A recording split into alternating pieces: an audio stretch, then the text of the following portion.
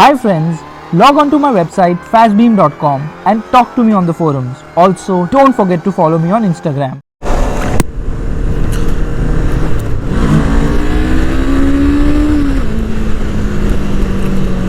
So the CBR 500R, well, it's an interesting motorcycle. Honda has had even more legendary CBR 500s before with 4 cylinders and whatnot. They revived the nameplate in around 2013, and that coincided with the new A2 regulation norms, wherein the bike has to be less than, I think, 48 horsepower or something of that sort for A2 license holders in Europe. So basically the CBR 500R fits just right there. Now let me tell you something very interesting. Okay, there are a lot of cows over here. The road is also very narrow. Hopefully I'm going to open the tabs on this motorcycle real soon, so you can see it inspires a lot of confidence to ride hard and fast. That's the beauty of this machine. I really like it. And okay, that CBR 650F has an open exhaust. Sounds really nice as well. Not the CBR, obviously it does. I'm talking about this one. So performance is punchy. It returns a mileage of around 25 kilometers per liter. There's also hazard light switch over here, which is also very nice, and the switch gear quality feels very nice. You get an engine kill switch over here. These are the headlight switches over here. This is the horn. So yes, the handlebar is also light and easy to maneuver. The cluster could have been bigger with more information on offer. It kind of feels basic. It kind of feels the cluster from the Hornet. That is the only gripe I have. Otherwise the performance is really very nice and the motorcycle feels premium. The riding position is upright for the most part, and it's very comfortable as well. The ergonomics are very comfortable. The seat is well padded. The pillion seat isn't that great, so you really cannot take a pillion for long, but that's the case with all the Japanese motorcycles in this segment. Now Honda has plenty of options. They have the CBR 250RR. Oh, what a wonderful motorcycle. They have a CBR 300R, they have a CBR 400R, they have a CBR 500R. I mean, there are plenty of CBRs to quench the thirst of Indian riders, but right now we're only getting the CBR 250R, the old one.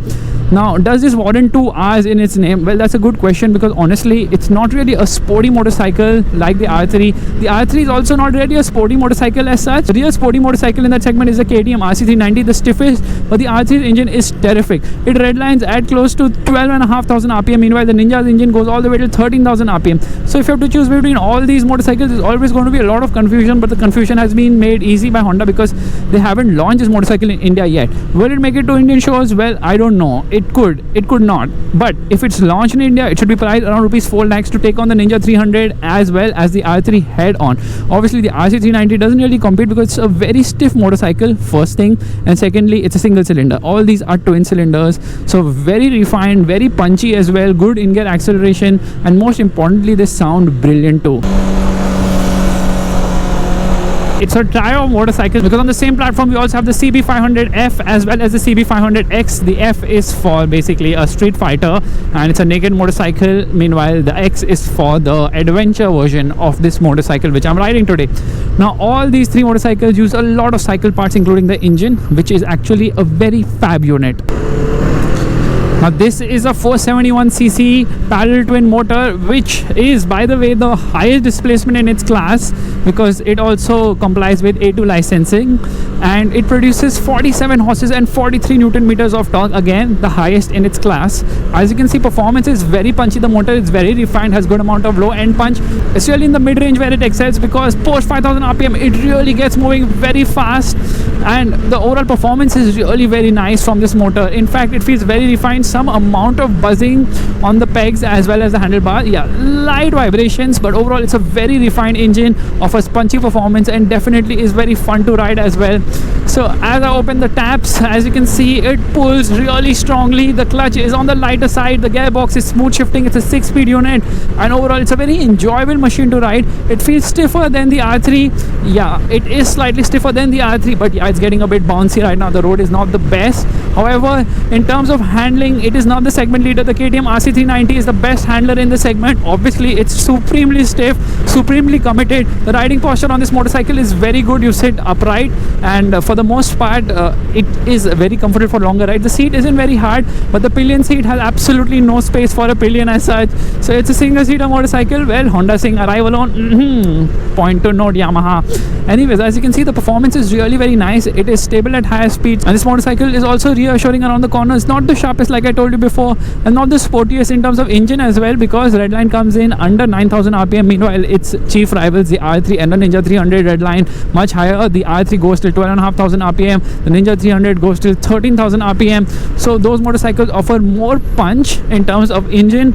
This is torquey. It offers more low end and mid range grunt, and it's a very fun to ride motorcycle. In fact, if I downshift right now, you can see it just pulls very nicely and strongly. It gets wave disc, it gets ABS, dual channel ABS, and braking performance is also very good. Tires offer good grip. In fact, these are wider tires than the segment offers, and overall I definitely like the CBR 500R. I feel this is an apt motorcycle to compete with the likes of Yamaha as well as Kawasaki in the Indian market, because right now what's happening is that Kawasaki and Yamaha are investing in CKD, but Honda just has the CBR 250R. In fact, globally Honda has a lot of motorcycles, a fantastically awesome CBR 250RR, then there's a CBR 300R, there's a CBR 400R, this is the CBR 500R, there's a CBR 650F. So plenty of motorcycles in the CBR lineup. However, in India we only get the CBR 250R. That also is the older model. Yes, if this motorcycle is launched in India, it's going to be priced upwards of rupees 4 lakhs, which will be expensive, but trust me, people will prefer Honda over Kawasaki any day, because Honda has a good sales and service network. As you can see, the gold wings ahead are pulling really hard and strong, and this motorcycle really does a great job. In fact, the top speed is 180 kilometers per hour, again higher than the KTM RC390. In terms of handling, KTM RC390 is the best in the segment, but supremely stiff. This one balances both very well, rides well, handles well. It's not in the extremes, a little bit bouncy right now on this road, but punchy performance, fun to ride, and definitely a motorcycle which launched in India I would look forward to. So dropping a gear and revving the nuts out of this motor. There it goes, all the way to 9,000 rpm. Okay, some amount of vibrations on the seat as well near the red line, but it feels punchy and nice and definitely fun. It's compact, so yeah, it doesn't really give you the big bike feel as such, but being compact, it's much more easier to ride it around the twisties compared to the big bikes I was riding recently. So you can see, here we go, upshifting, brakes are good and sure-footed as well. So overall, a very nice motorcycle, and dare I say it, the Honda CBR 500R is a phenomenal machine. It's really a well put together motorcycle, well engineered, and looks the part as well. In fact, it will remind you of the Fireblade. So guys, this is my vlog of the Honda CBR 500R, a motorcycle which I'm thoroughly impressed with. Yes, the cluster could have been more sizable with more information on offer, but in terms of riding, in terms of performance, engine refinement, braking, ride, handling, and oh my god, so many ejectors in one go, and everything else, it is a fab machine. Come on Honda, bring this to India. We really need this motorcycle. And as I look ahead, I see a long straight with a good stretch of road ahead. Should we open up? Here we go. It just pulls relentlessly. It doesn't bog down at all. Well, obviously it does bog down post 150 kilometers per hour, but till 150 kilometers per hour it pulls smoothly and nicely. So it is a very good motorcycle, and definitely something which will compete with the likes of the Kawasaki's as well as the Yamahas in the Indian market. Now Honda can also differentiate itself by launching the X version, the CB500X, which is the off-roader, affordable off-roader.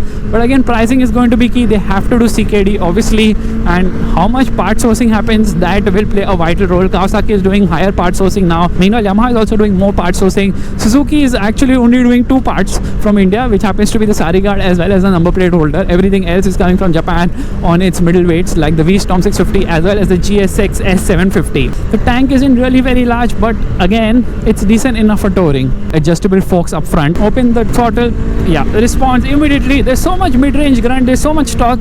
You really don't have to downshift all the time. That's the best thing about most of these Honda motorcycles which have been riding, because the good thing is that these motorcycles have good amount of mid-range grunt, which definitely helps in terms of performance. Let's stop the cars over there so we can give the beans. Dropping down a bit and opening the throttle. Here we go. Too much wind, I mean there is just too much wind blast. The visor does a decent job, but because of my height, well, it doesn't really work. The pegs are kind of rear setish, sort of center setish, rear setish. What are you trying to say? Yeah, they are slightly rear set.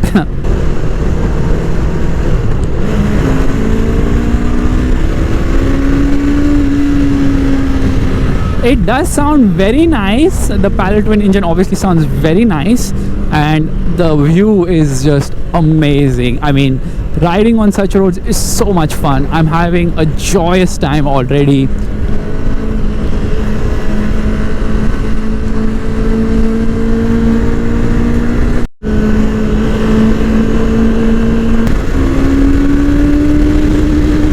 redlining at 126 kilometers per hour in third gear. Oh well, that's tall gearing for you.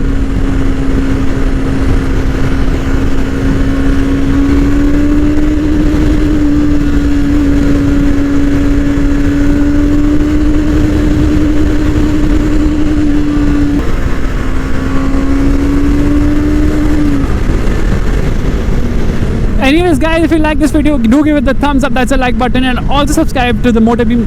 Oh no, what am I saying? I'm so used to saying subscribe to the Motorbeam channel. And here we go.